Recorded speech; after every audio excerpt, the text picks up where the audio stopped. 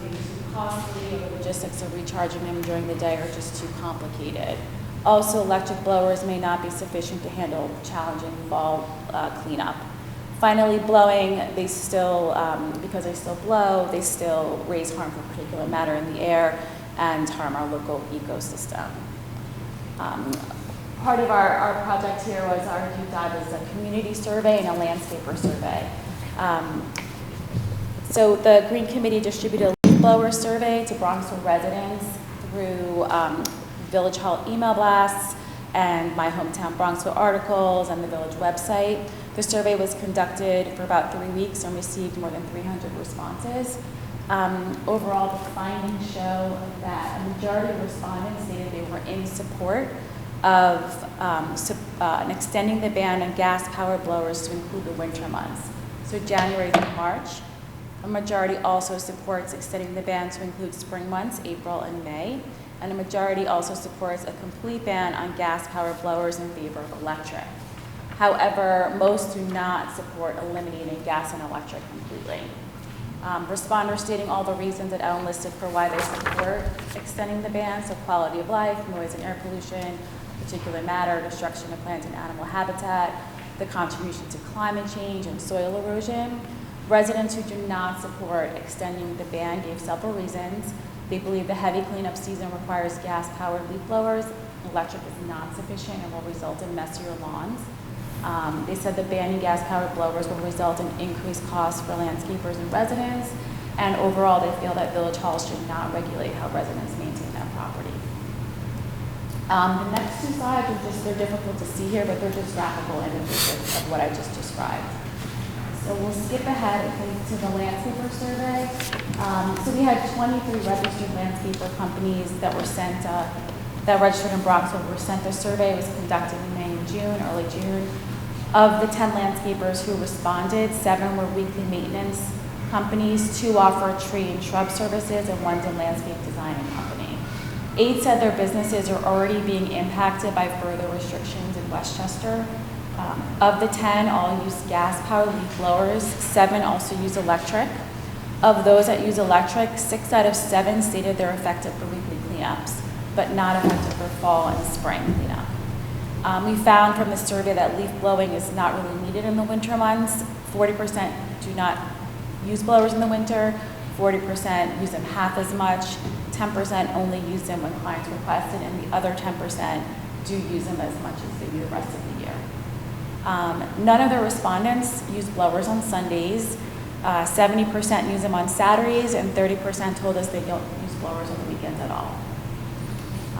There are several strict bans. Several said that strict bans on blowers would require manual work, higher prices. They indicated that clients in Bronxville would not be happy with the less, what they think would be a less pristine yard than they're used to. So, Ellen will go into the ordinance proposals now. Okay, so when we were considering ordinances, we considered several goals.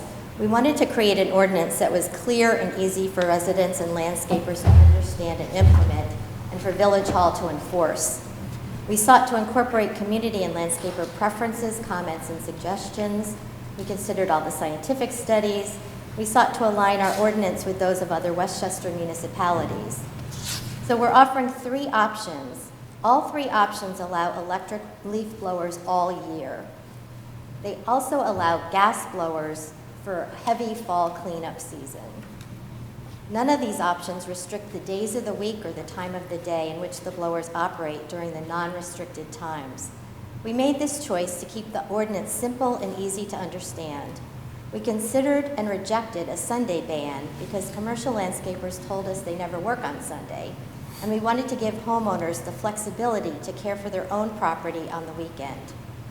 We do not suggest limiting times of operation because it's just too difficult to enforce that. Finally, each proposal would allow the trustees to exempt gas blowers for cleanup following an extreme weather event. So our first option we consider to be a win-win, offering the biggest reduction in noise and air pollution while still allowing the use of blowers to maintain property. In this first option, in January 2022, The ordinance would ban gas blowers during a longer spring and summer period and during the winter months. The ban would extend from the middle of May until October 1st and from January 1st until the middle of March. So this allows 8 weeks for spring cleanup from mid-March to mid-May and 3 months for fall cleanup from October 1st to December 31st. It would allow electric all year and also allow for severe weather cleanups with using gas. Then, in January 2023, the ban on gas blowers would be extended to include the full spring season and would go from January 1st to September 30th. Scarsdale recently passed a similar ban, and Croton is considering it. Option 2 minimizes noise and air pollution while still allowing the use of gas and electric blowers. It would ban gas blowers during the same period as option 1, from the middle of May to October 1st and from January 1st to the middle of March. This would allow 8 weeks for spring cleanup and 3 months for fall cleanup. And it allows electric all year and during severe weather cleanups. So the only difference is that it does not extend the ban starting in January of 23. And then the third option, and similar ordinances exist in a number of towns, including Dobbs Ferry, Mount Vernon, Village of Pelham, White Plains, and Greenberg is considering it. Option 3 is a modest improvement of the current ordinance. It would maintain the existing ordinance, allowing electric all year and banning gas from June 1st to September 30th, but it would add an additional winter ban from the middle of December to the middle of March, so it's a 3-month winter ban. It would also allow, again, exemptions for severe weather. And this ordinance exists in Ardsley, Ossining, and Rye. We also looked at enforcement because this continues to be a big challenge for Westchester municipalities. Most have ordinances that allow them to impose fines, but they don't have a clear mechanism for reporting infractions. We suggest that the village encourage residents to report violations to our town administrator by supplying photos of the violation and the landscaper's registration number, which is displayed on their truck or equipment. There would be no need to involve the police or confront landscape workers who might not be aware of the law and may take their orders from an off-site manager. These photos as evidence might prompt a letter of warning from the town administrator's office, followed by fines if the violations continue. And reporting procedures could be posted very clearly on the village website and on the Green Committee websites. And as an incentive for compliance, we encourage the trustees to ensure that any revised ordinance applies equally to all municipal property. So that's it, and I think Helen's going to speak to the next steps that we're suggesting. Thank you. Thank you so much. That was a fantastic presentation, extremely complete. I think, Jim, do you want to talk about the hearing periods and when we would need to draft the law and the next step? Sure. So you have some recommendations from the group. If you want to move forward with any of these options, once you provide some guidance, then I would work with the village attorney to craft something that could be presented to you in draft form, a draft local law, that depending on timing, we could, well, depending on what our July meeting is, if we had it in a form that potentially would be in a draft form that you could schedule the public hearing at the July meeting for perhaps as early as September, then you could obviously either close the public hearing or keep the public hearing open.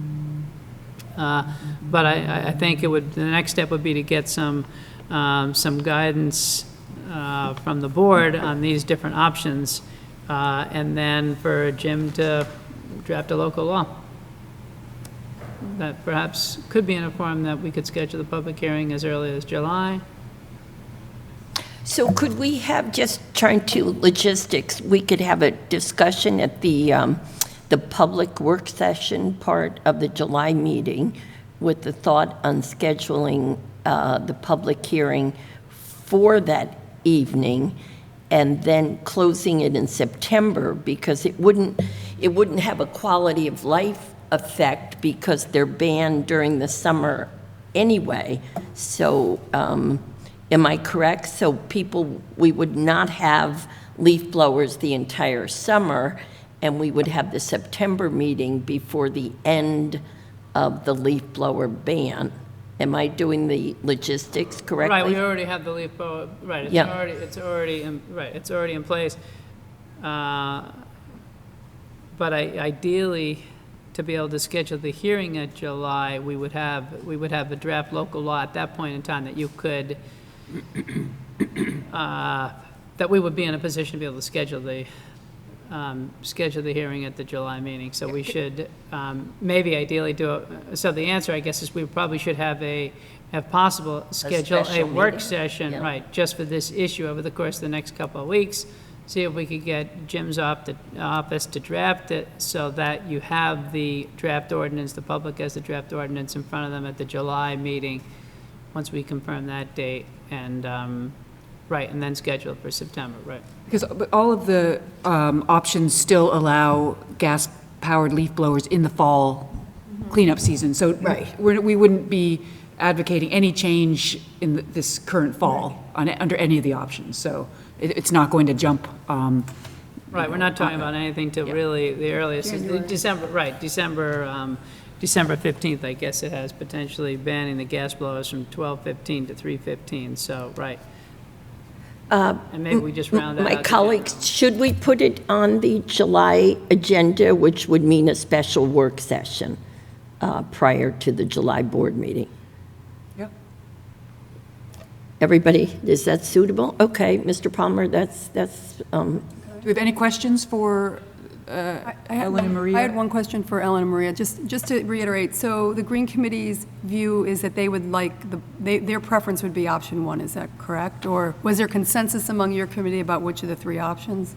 Yeah, I think we do prefer one. I just think that the health effects and the environmental effects of gas are so bad. We're also seeing that the electric ones are getting better all the time, more stronger. They have a thing called cubic feet per minute, which is even more significant than miles per hour of blowing force. And they're coming very close to what the gas power ones can do. So given the negative, really completely negative effects of gas and the improved quality of the electric, then we really do think that phasing out the gas makes a lot of sense. And that's a consensus on your committee? Pardon? That's a consensus on your committee, option one? Yeah, I mean, our committee basically consisted of two people with assistance from a couple others, so, who also agree. So it's a small committee, but yes. Thank you. Thanks. I have two questions. First of all, this is just an outstanding report. Really, hats off to everyone in the group. It was highly presentable and just made it so easy. And I found it very eye-opening and informative in terms of the factual content, so thank you. Question number one for the Green Committee, and then I have a question really for Village Council. But my question for the committee is, you said no proposed ban on hours of use, but you could still use gas blowers for spring, for fall and possibly for spring cleanup. Would there be a problem in having the statute basically say no gas blowers after, let's say, a certain hour on Saturday and on Sunday and on public holidays? I think implicit in the proposal was that, well, you don't want to prevent homeowners from doing their own yard cleanup, but I read that as an unwritten assumption that homeowners are only going to use electric and not gas. So I guess my question would be, do you think that there would be an issue or there'd be any discord over having, let's say, a ban on gas blowers after, I don't know, 3 o'clock on Saturday and on Sundays or holiday, just, even during the fall or possible spring seasons? Yeah, many municipalities have all sorts of regulations about days of the week and time, especially time. And We looked at all of them, and in the official report, we have a whole chart of them all, so you can really get the sense of the range of them. You go from Scarsdale, which just passed an ordinance where they can only, during the allowed time, they can only blow on Tuesdays through Fridays. So they have 3 days of the week where the landscapers can't operate and homeowners can't operate either if it's a gas blower. And then a lot of other ones do like 9 to 5, Monday through Friday, and then all over the place on the weekends, and holidays 10 to 4, sometimes even more restricted. So we considered that, but we thought it just becomes, first of all, difficult for the landscapers to keep track of all of this, because you have to keep in mind that every single town's different, and they serve multiple towns, and they've got to keep all these little details in their heads about what could I do in Bronxville today versus Tuckahoe. So we just, for simplicity's sake and for ease of enforcement, we decided to just not even, get into that quagmire. We just thought it would be much easier. And Sunday seems to be a mostly quiet day anyway, because all the most of the landscapers said they just don't, or all of them, I guess, said they don't blow on Sunday. And so, the people who are privately doing it are probably, as you say, using electric, so that's fairly quiet. I think it would make sense to, in case, so people are already doing it, why not just codify, none on Sunday and maybe on public holidays, if that's what you're getting at? Yeah, I throw it out for discussion, and thank you, and I think it's, again, to your credit that you were solicitous of views of landscapers. My question for council is, in terms of fines, and in particular, fining the resident, I mean, to some extent, I'm a homeowner, I, employ a landscaping service. I mean, in a way, I would feel as much responsible as the landscaper if they were using a leaf blower, because presumably they'd only be using it if I sort of tacitly said, that's okay. I mean, can one fine homeowners, or alternatively, I was just thinking this afternoon, maybe we could come up with a form that tells landscapers you should give this form to all of your customers, saying, so the customers themselves are on notice of an ordinance. I just feel that that if most residents told their landowners don't do something, or landowners told their landscapers not to do something, they wouldn't do it. And if you just sort of had that sort of implied consent, I don't know, but I wanted to ask council whether you'd had any experience in terms of trying to shift some of the responsibility to actual homeowners for policing things that go on. Some of the ordinances provide that either or both would be liable to penalty if the prohibited conduct goes on. Owner, occupant, sometimes it's a tenant, owner, occupant, operator.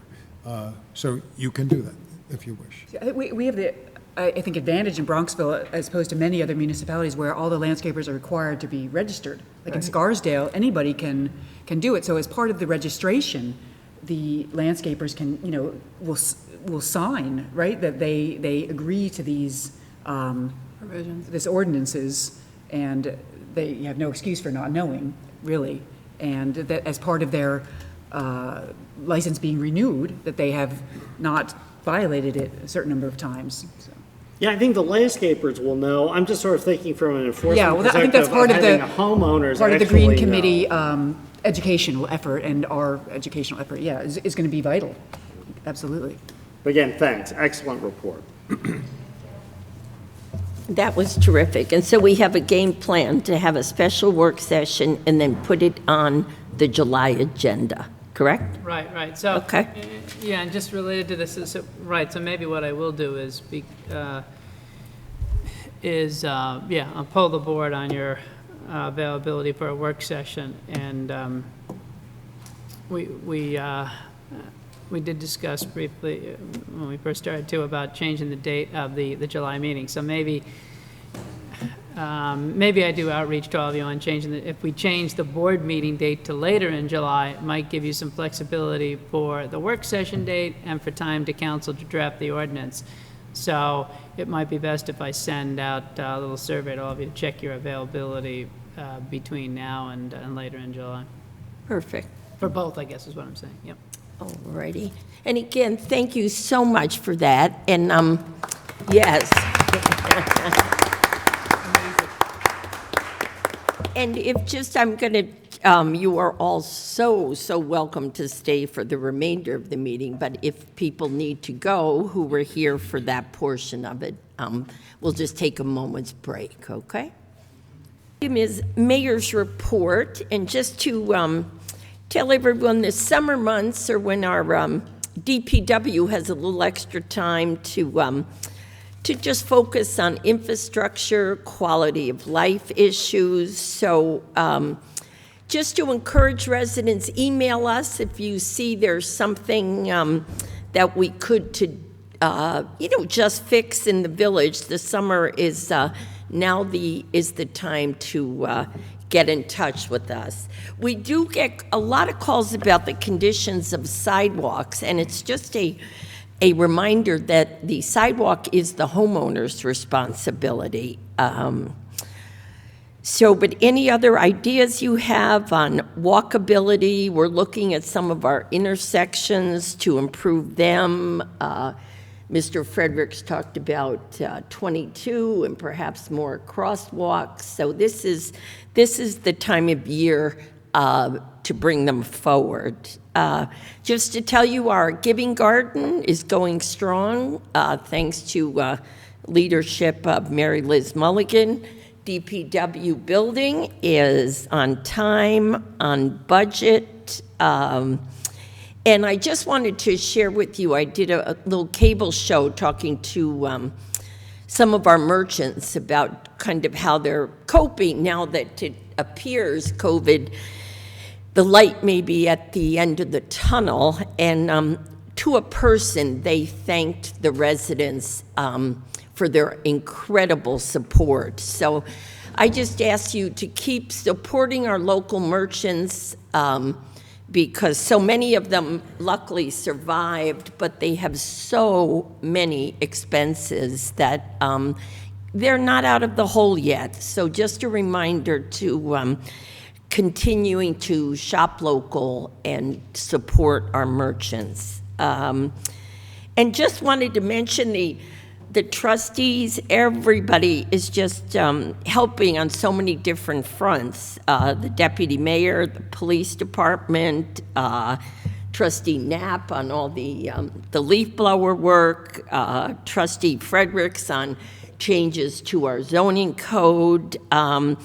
And our newest initiative was the idea of Trustee Barron's for our village newsletter, which, by the way, was terrific. And if you haven't signed up for it, Mary, am I correct to go on the village website to sign up for it?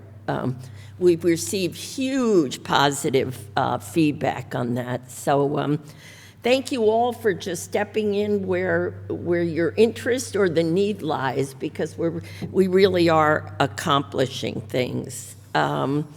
Also should mention what we're discussing, just to give residents heads up. We have talked to the Chamber of Commerce to ask them to gauge their membership's thoughts on the idea of closing Park Place to vehicular traffic from 5 p.m. to 10 p.m., just due to the congestion and the crowds there. We chose 5 p.m. because that was the hour that most of the non-food establishments closed, so that we wouldn't be hurting, the butcher, the real estate agents. So this is an idea we have tossed out. It's by no means, it's in the discussion stage, but I just wanted to alert people that that's one of the things this board is talking about. And then Mr. Palmer mentioned during our work session that we are now discussing, many of our restaurants obviously needed our help, and we willingly gave it, and we gave some parking spaces. So we're also discussing going back to them and getting some fee structure for the use of the municipal spaces. So that's just another topic under discussion by this board. So any other trustees with any thoughts at this point? Anybody want to add anything? Oh, Yeah, I'd just like to thank Jim Palmer and everyone at Village Hall, because this kind of feels like we're on the other end. I don't want to Yeah. jinx anything, but the work that you have done during the last 14, 15 months, and to Chief Satriali with the police department in dealing with a small force and the challenges that would present themselves if we had infections through the force, the way everyone pulled together and continued the business of Bronxville was absolutely remarkable. So I'm enormously grateful that we were able to keep doing what we were doing without skipping a beat. So thank you. and you're absolutely right. This Village Hall was one of the very few. Jim Palmer never closed it. We were open every single day at some level. So, yeah. Jim, that might just be a character flaw. We're not sharing that. Thank you, Chief. Yes, thank you, Chief, as well. All right, Village Administrator's report. Thank you, Mayor, and just following up on the Deputy Mayor's point, yes, it is, it's wonderful to be back in this room again for the public. It's hard to believe that it was March of 2020, when we had our last meeting just before the lockdown. So it's glad to be back. Hopefully we keep this momentum going. Just to want to thank the residents of Bronxville for, and the merchants, all the patrons for their patience over the course of the past year. And we do have a great team at Village Hall. Everyone worked real hard. Still taking temperatures every day, but everyone stayed safe. They took it real seriously. And we got a great team, and we got a great leadership with all of you, so thank you. Just a reminder to everyone, the Green Committee did just do a wonderful presentation under the leadership of Ellen Edwards for the initial portion of the presentation on the what the board is going to be considering on extending our existing leaf blower ban. We'll be sure to put it on the village website, the entire slideshow presentation. Just a couple other things that I wanted to mention. Just a reminder that the village/school tax bills have been mailed. Don't forget that those are due by the end of the month without penalty, June 30th. As always, we'll send a couple more reminders out as that date approaches. As the Deputy Mayor said, we are open. You can bring your payments in person. We do also have a drop box that we installed last year that you can utilize. Just wanted to clarify that. As the mayor said, other summer projects, it's that time of the year where we do have several Con Ed gas line installation projects that I am currently working with them on. And again, we try to coordinate these disruptive gas line installations with the end of the school year to minimize that disruption in the morning and the afternoon. Con Ed will be starting the installation of a gas line down Midland Avenue in the vicinity of the Women's Club right after school gets out in another week and a half. That gas line is going to pick up where they left off 2 years ago at the Women's Club, and the new gas line will continue all the way down to the intersection of Vine and include a new gas line down Vine and also Edge Hill Close. And I will be notifying all the residents along Midland, for that matter, and Vine and Edge Hill Close along that corridor, keeping them up to speed on the timeline for the project, the scope, and there will be police on site throughout the project. But the plan is to start right after school gets out. Police will be on site, and we hope to have that project wrapped up with Midland Avenue and Vine and Edge Hill Close paved in their entirety before the end of the summer. Other possible projects for Con Ed include installation of a gas line down Wood End Road. Right now I'm trying to coordinate that with the possible installation of a new sanitary sewer force main down Wood End. So I will be reaching out to the residents of Wood End and also Locust, since the gas line would extend from the intersection of Pondfield and Locust down to Wood End. with both of these projects, what I've learned over 30 years with Con Ed is we try to do these in smaller pieces and start small and get the projects finished on time. So again, for those impacted residents, if you sign up for the village's email notification system, my assistant Stephen and I will make sure that we notify you of the project and any disruptions in front of your residents. As the mayor and trustee Fredericks mentioned, we had a very fruitful meeting with residents regarding potential future a crosswalk at the intersection of Route 22, somewhere along that corridor. Ongoing work will be ongoing, and I will be having, starting with a virtual meeting with the county planner to discuss that further, someone who assists with walkability studies. Also just wanted to mention to the board, we did receive a request for some irrigation improvements at what's also known fondly as the rock pile. I call it a portion of the public park of the Bacon Woods Park, and I just wanted to report to you that we came up with a very cost-effective alternative, and I have for installing an irrigation system there, and I've approached the Hillcrest Cooperative to take that up with their board, and if we can get once I hear back from their board, then I can discuss that further with you, but it would be cost-effective to potentially put an irrigation system in there, and then the Village DPW forces could put the topsoil and the seed on it to keep that green space attractive. I failed to mention during our work session that I did have Trustee Fredericks, the village attorney, and I, and the building inspector, along with our ZBA chairman, did have a discussion on also revising some components of our existing solar ordinance. So that's on my short list, and the village attorney knows that we're going to continue to do some research for some other communities to see if we can strike a little bit more of a balance. There are some residents that are anxious to expand the existing solar panels on their residence, but we do have limitations on a percentage on the different roofs on a residence. So we will continue to work on that. And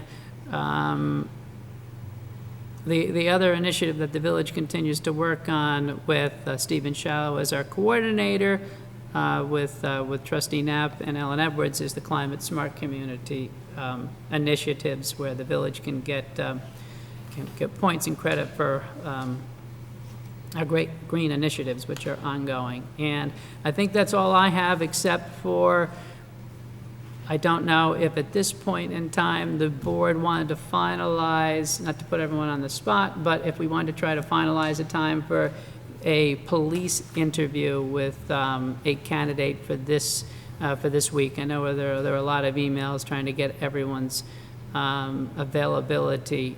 And Deputy Mayor, were you available on Thursday of this week? And would everyone else be available on Thursday of this week if we did it on Thursday instead? Is that a possibility? What time?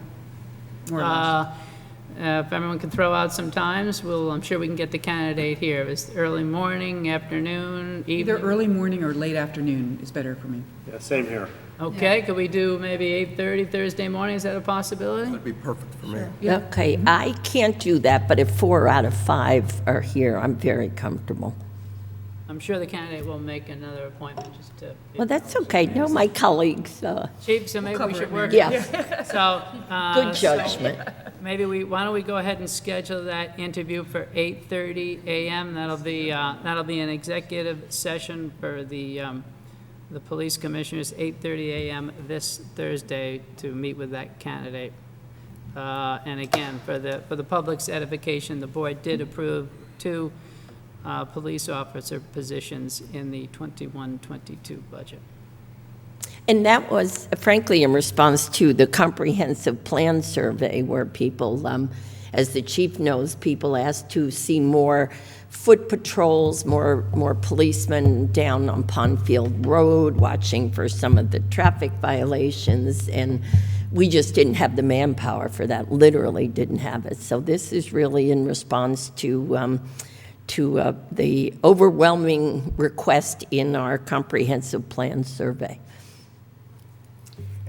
Mayor, may I just make a comment? Following on Jim Palmer's comments, you mentioned that our last meeting was in March of 2020.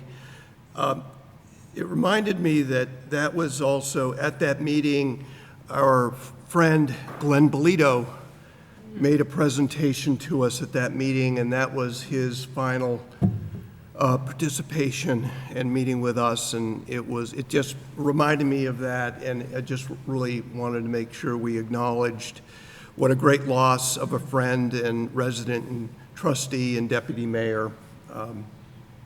That was a... And town councilman. And town councilman, yes, exactly. So. And we have been working on, I know, working with the police chief, Glenn had a huge fondness for the PD, so we're working on, with Glenn's wife, Kyle, of course, on an appropriate, lasting memorial to Glenn. But he passed away, it was a year on Easter. All right. Jim, just a quick question. Well, you were talking about road disruptions earlier.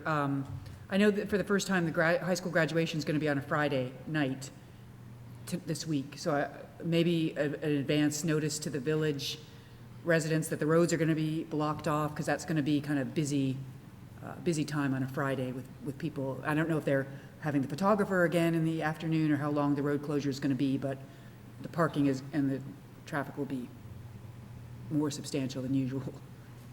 We'll send something out on that. Okay, anything?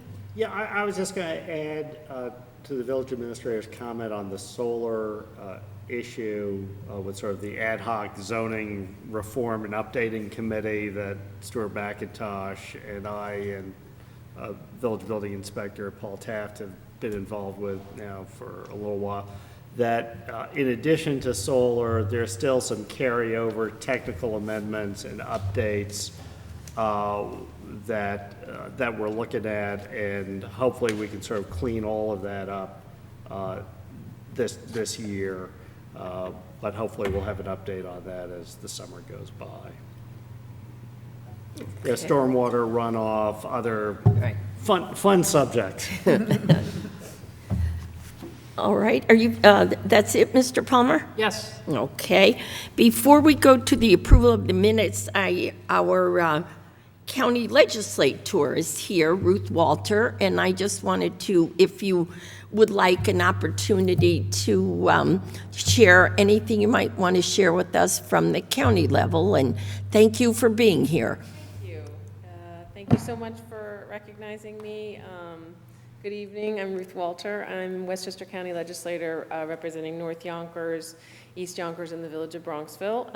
And I must say how nice it is to see the members of this board, Jim Palmer, Jim Stout, Chief Satriali, in person and not just on Zoom or WebEx. So congratulations, we are together once again. I think this is only my second time, maybe third time speaking to you in public because of COVID, obviously, but also because our meetings are Monday nights, and so the calendar almost always conflicts. So it's actually quite a treat for me to be here and to see you. I also wanted to say, if you, most of you have my cell phone, but if you don't, you know, it's 771-0654, and I'm on it a lot.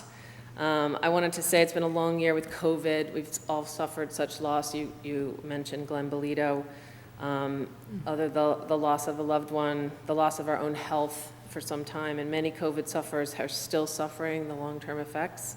Even the loss of a job, a business, or the time we might have spent with our grandparents or our grandchildren.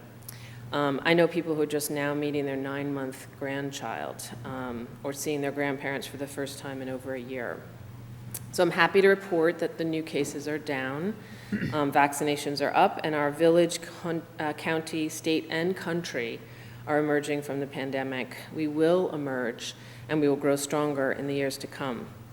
I also wanted to say Happy Flag Day, June 14th, the day we celebrate the adoption of the American flag with the stars and stripes. June 14th, 1777, our Stars and Stripes flag was adopted, and our flag has changed over time by the addition of more states and more stars, but it gives me a great feeling to walk by Village Hall or a neighbor's house and see our flag flying. I would also like to ask the village during Pride Month to consider flying the Pride flag to announce to everyone in the village and passing through that we support the LGBTQ community and we recognize the struggles they have gone through and continue to go through for employment, housing, adoption, and more. Flying the Pride flag would mean so much to the residents of the village who are gay, lesbian, bisexual, trans, and questioning, and it would mean so much to their families and friends. I hope the village will consider this important step to affirm our welcome, Happy Flag Day, and Happy Pride. Thanks. Thank you. And now we will go to approval of minutes, and Trustee Fredericks had just a few changes that he is going to, oh, okay, then, Mary Ann, you're always on top of this. So I need a motion to approve 2 sets of minutes as amended. They're from the special meeting of May 6th and the regular meeting of May 10th. Do I have a motion? So moved. And a second? Second. All those in favor? Aye. Okay, motion passes. And now on to the business. Mr. Palmer, 2 public hearings. Yes, first public hearing is local law number 7, and this is for changes to Chapter 290 of our code, which is the Vehicle and Traffic chapter.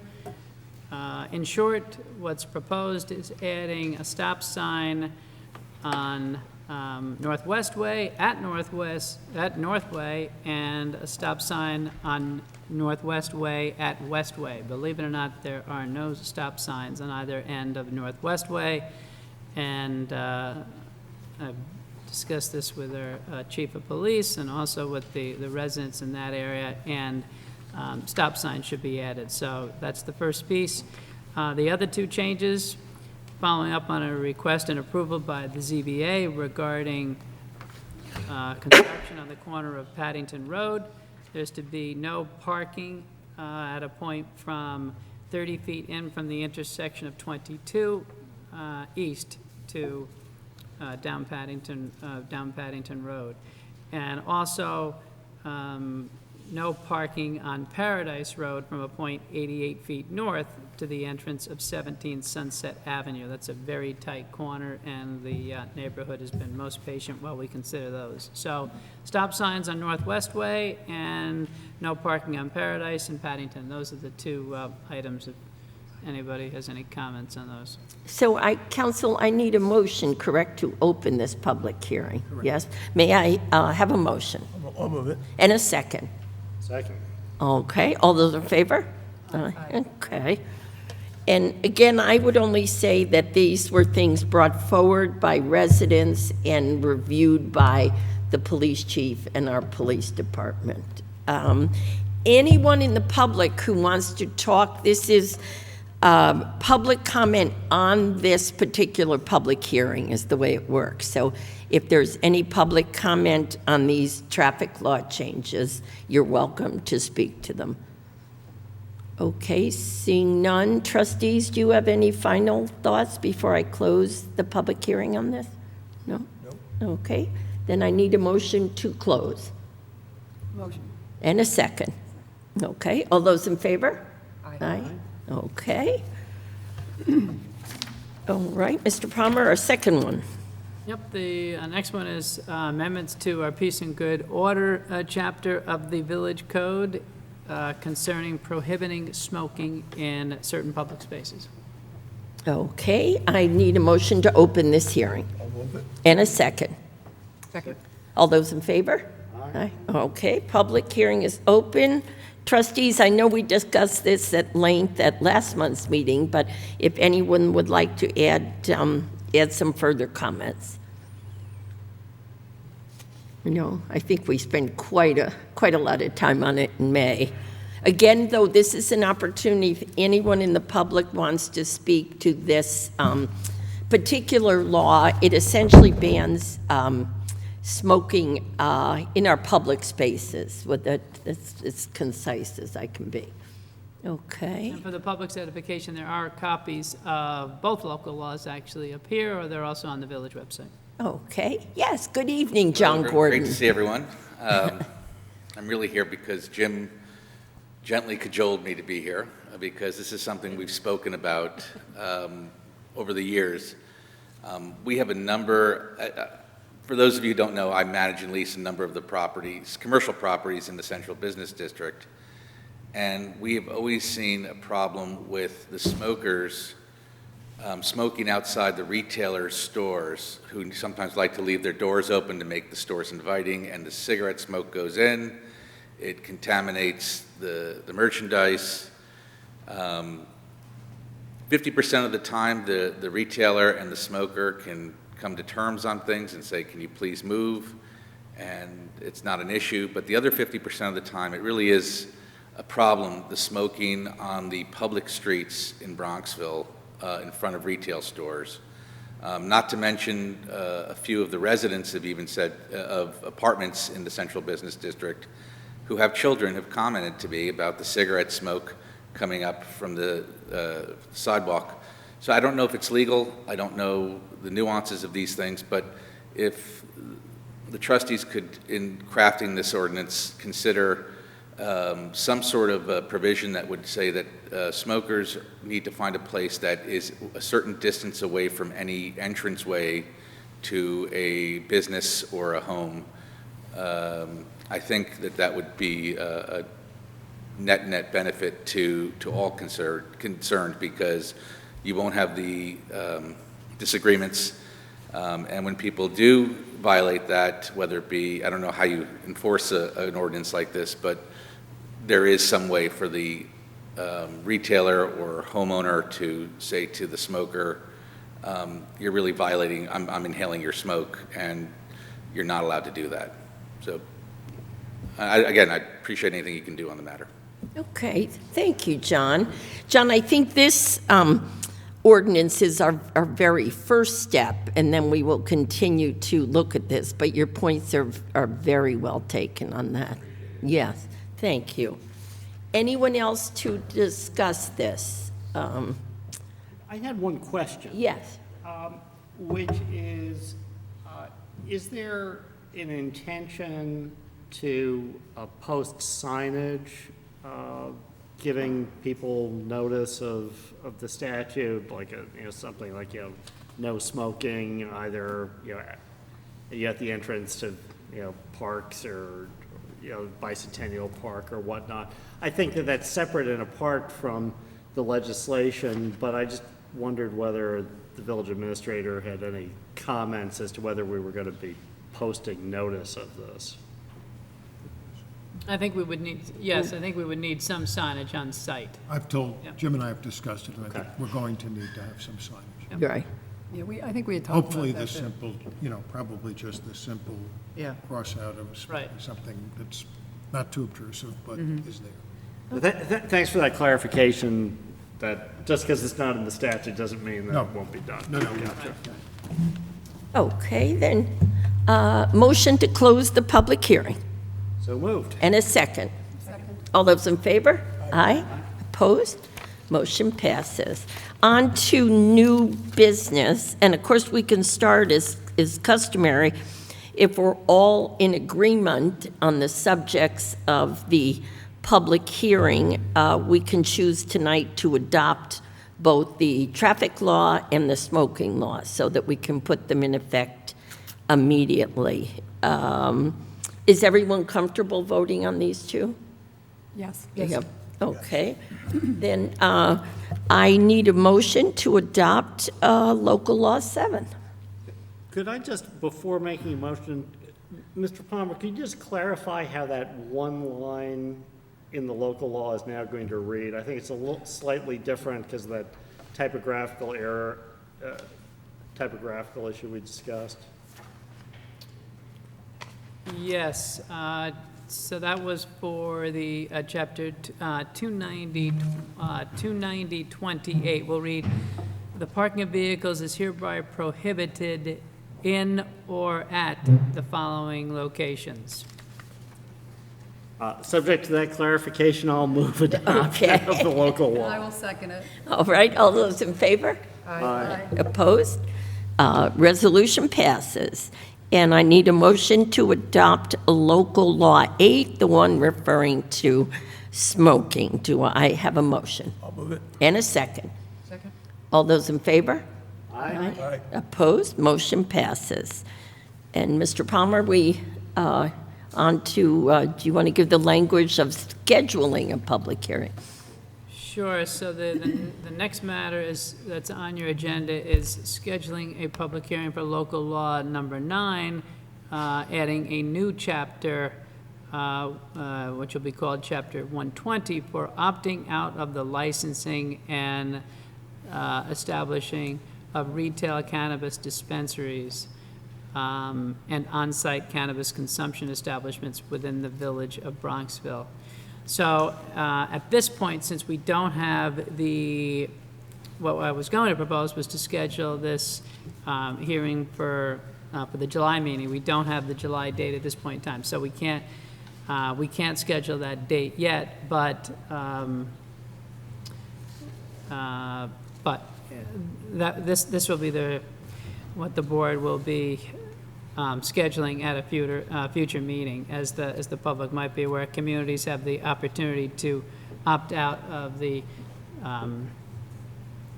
retail cannabis dispensaries downtown in their communities. I don't know if they want anything. My question, probably council, procedurally, if we can come to an agreement on a date for the July meeting, if they come to an agreement tomorrow, couldn't we put it out that the public hearing is going to be on that date, or do you advise us to wait? It really should be stated at I advise you to wait. You need to- okay. Maybe you can do it at that special meeting you were talking about. Right. But when you set the meeting, the technically correct way is to set it as a group, and at that time specify the date, place, and Pick the time. date for our next So board meeting. Okay, it so, would be better to do it, the technically correct way is to do it when you have the date and time. so we should not act upon this particular item tonight. Unless you can first figure out when you're going to have that meeting. We can do that, Mary. Yeah. Okay. You want to try to pick a date for Might be- the, maybe for try the to next figure board that meeting, if everyone want to? So it was, so the normal meeting was scheduled for the 12th. That's the second Monday of the month, but I don't think everyone was available on July 12th. Well, I caused the July 12th problem. That was, I'm offering the Thursday, the 15th, or Thursday, the 22nd, just to, Are those the two dates you mentioned? yeah, I believe so. On the other hand, what I might suggest, actually, if that does work for everyone, you might want to consider going with having the next board meeting on July 22nd, which is a Thursday, only in that we could then, that would give us time to have the work session on the Right. gas blower amendments long before that, and allow us to, Jim and I, to draft the local law so that at the July meeting, you could schedule that, the public hearing for the leaf blower ordinance as well. So if that makes sense. Does July 22nd, Thursday, is that a possibility for everyone? Yeah, it works for me. Okay, then good idea, Mary. Make a decision, right? Okay, so July 22nd, do we want to schedule that meeting for 6 or 7 p.m.? I think same as tonight, maybe, 6 work sessions, 7 p.m. public. Okay, Right? Yeah. so July 22nd, work session at 6 p.m. Got that, Marianne? 7 p.m. regular meeting. So we will schedule the public hearing then for the opting out of the cannabis dispensaries for Thursday, July 22nd at 7 p.m. in the Village Trustees Room. Somebody can just move that? Yes, I need a motion.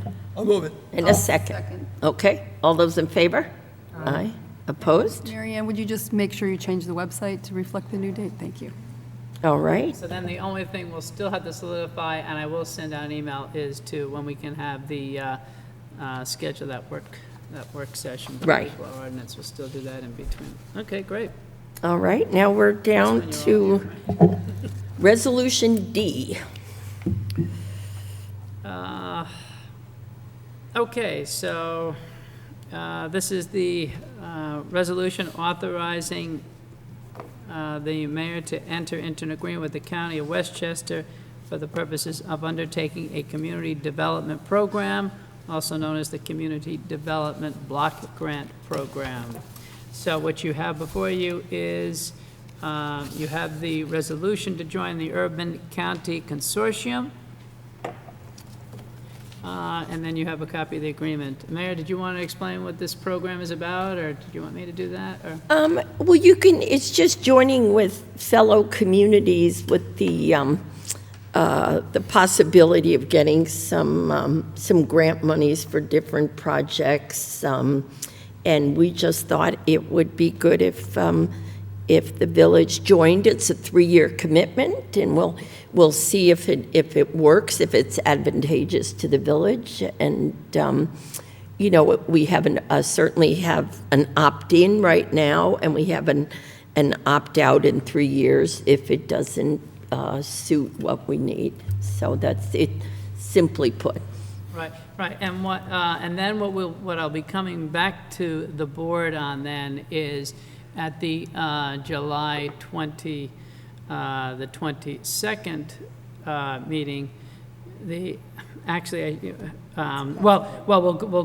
go through this resolution. Then I apologize, during our work session I should have raised one other piece.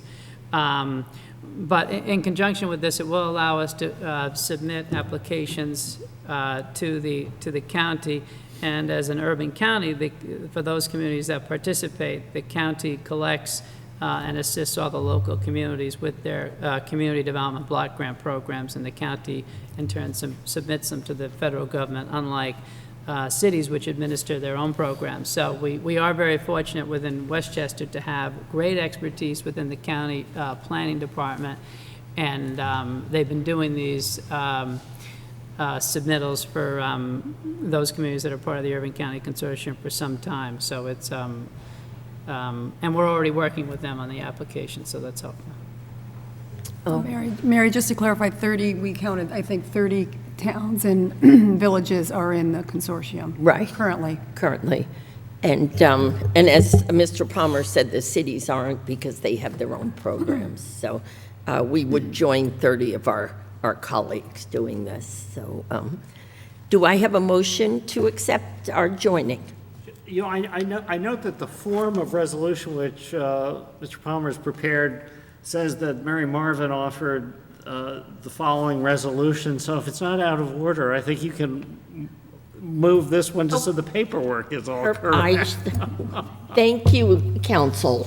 Yeah. I would be happy to move this. And then I need a second. Second. Okay, all those in favor? Aye. Aye. Opposed? Motion passes. Thank you, Bill. Well, it's sort of like the Speaker of the House stepping down from the chair to address the House of Representatives as a whole. You know, you should be allowed to do it every now and then. Every now and then. Thank you.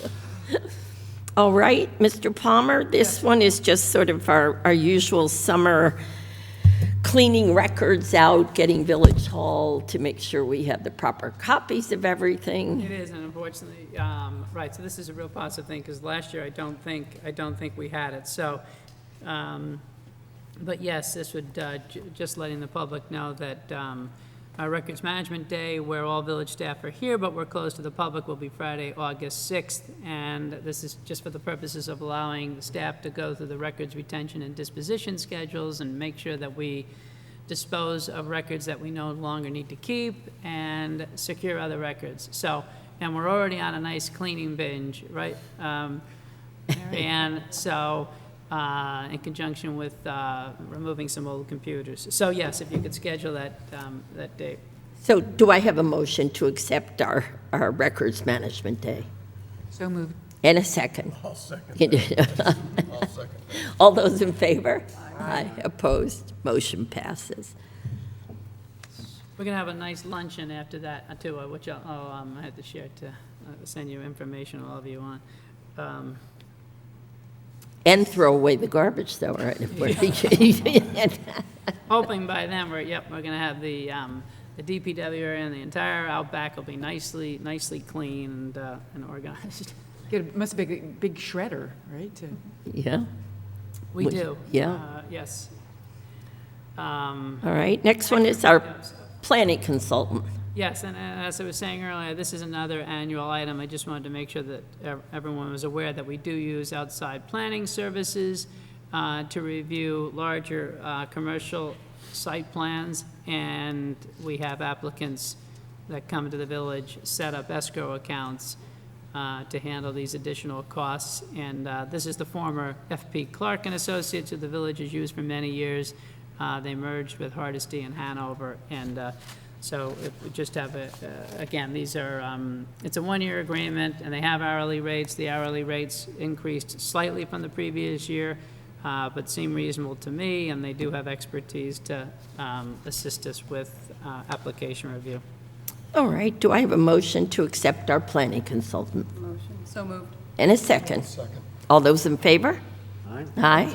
This is strictly a pro forma Yes. exercise. We do this every year so that we have this resource on call. Absolutely, yes, yes. Okay, all those in favor?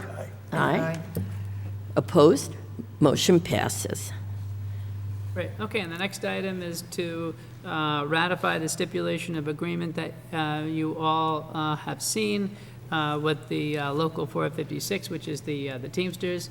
Finally reached a new 3-year agreement, which covers 1 retroactive year for 20 to 21, and then 2 additional years taking us out through May 31 of 2023. Special thanks to all the Teamsters for ratifying this agreement, for getting them reasonable increases. Any comments before I ask for a motion? Just another opportunity to thank Jim and his team for all their hard work on getting this done and making an agreement that works really well for both sides.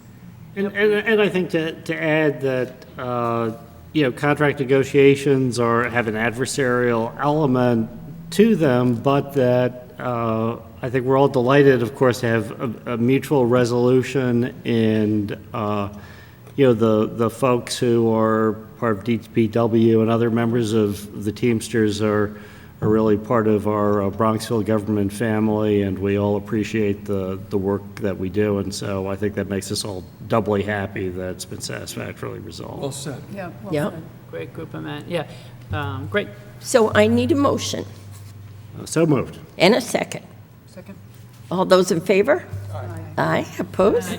Yep. Motion passes. And then I just want to thank the treasurer, of course, Lori, once again, back in attending our meetings. I know she always looks forward to it, so although I don't think she ever missed an online meeting either, but thank you, Lori, for running the numbers on that, and we'll make sure that in the next payroll, the DPW gets their increases, that the retroactive pay for that 1 year might be the next payroll, but they'll get their increases. So again, thanks for everyone's patience on that. Thanks, Lori. All righty, and our final resolution of the evening, which is another yearly thing. Indeed, yeah, and I do have just one other resolution after this that I'll explain. But this, yes, so this one is also an annual event. This is for our street repaving agreement, which is with the town of Eastchester. This is one of those items that we enter into with the town. They actually go out to bid on the paving, and we piggyback on that along with the village of Tuckahoe, and it helps make it a little more cost-effective. So this year's agreement will be with paving to be done by Waters Construction. They're out of Connecticut, but they're certainly a qualified firm. They've done other paving. And this year, the town received 4 bids. No surprise, the cost per ton for asphalt has gone up slightly from $126 a ton to $128. But so if you could just authorize me to enter into an agreement with the town of Eastchester for the purposes of paving for this year, and their low bidder of Waters Construction. All right, do I have a motion? I'll move it. And a second. Second. All those in favor? Aye. Opposed? Motion passes. You know, Jim, that sounds really favorable. That cost increase is essentially zero, and in a world where lumber is up 300, 400% from last year, certain steel shapes are up 200% in the last six months. That sounds really, that's very favorable. You're right, and I got to tell you, and the range of bidders was, just to give you an idea, again, 4 companies, the same usual companies that always bid on these matters, like ELQ, Montesano, but the price did range from 128 a ton to up to 143. So this is where it also, but you're right, construction material at a site, but this is where it also helps to bid and to bid collectively between our paving amounts with the others. The one other item I ask that the board consider is in conjunction with executing or approving the joining of the Urban County Consortium is scheduling a public hearing for our meeting of July 22nd to consider the CDBG application that we'll be submitting for the improvements, signal improvements at the intersection of Midland and Pondfield. So in conjunction with that, in conjunction with our submittal, and the county allows us to do it post the submittal of our CDBG application, but we need to schedule a public hearing and just get any public comment regarding the project, which is for the purposes of signal improvements, pedestrian improvements, handicap ramps, new curbing, devices for the visually impaired and the hearing impaired at the intersection of Midland and Pondfield, and I'll make sure we make that application available as we get closer to that date. So Jim, that won't be too late in their cycle? I thought the grant was due earlier. The grant application has to be into the county by June 25th, but those other documents, they allowed to be submitted subsequently. Okay. All right. I'd just like to say that again, the board owes a debt to Village Administrator Palmer, who has customarily jumped in with both feet to really figure out how this process works. And I know he's had phone calls with more than one official to make sure that we're doing this right and getting things in timely. And so thanks again for keeping us in order, Mr. Palmer. I also think it would be good to thank Ruth Walter, our legislator, for bringing it to the village's attention. We had known about it, but it was just a reminder that we needed to work on it in a timely fashion. And then also to Mary, who did an incredible amount of due diligence with calling different villages and towns of our like size, just to get their feedback on being in the consortium. So, and then Bill, of course, you working on the legal side. So it really took a village to get this consortium project going. Indeed. So, thank you all. Thank you, Mary. All right, so I need a motion to schedule that public hearing. So moved. And a second. Second. All those in favor? Aye. Opposed? Motion passes. Trustees, any final comments from the bench up here? It's kind of nice to say the bench up here. Any? Yes. I just also wanted to recognize that June is National Pride Month, and we're proud to recognize and celebrate the LGBTQ plus community in the village of Bronxville. Thank you. I just want, any other trustee comments? I just wanted to add that Mr. Sean Abbott sent us up, I think I gave you all copies, and if I didn't get everyone, he had some views on the smoking issue, and he just asked if I would share them since he couldn't be here tonight. So I made copies for everyone, and I told him I would give them to Mary Ann to just incorporate that he has some thoughts, and certainly they can be brought forward again now that we have a public hearing on it on July 22nd. But I did promise that I would mention that he had sent in comments. All right, this is now the opportunity for anyone here tonight to address the board on any topic at all. If anyone would like to come forward, please do. No? Okay. All right, then, seeing none, I need a motion to close our June 14th meeting. And a second. Second? All those in favor? Aye. All right, the meeting is closed, and again, we will see you July 22nd, work session 6 p.m., public meeting 7 p.m.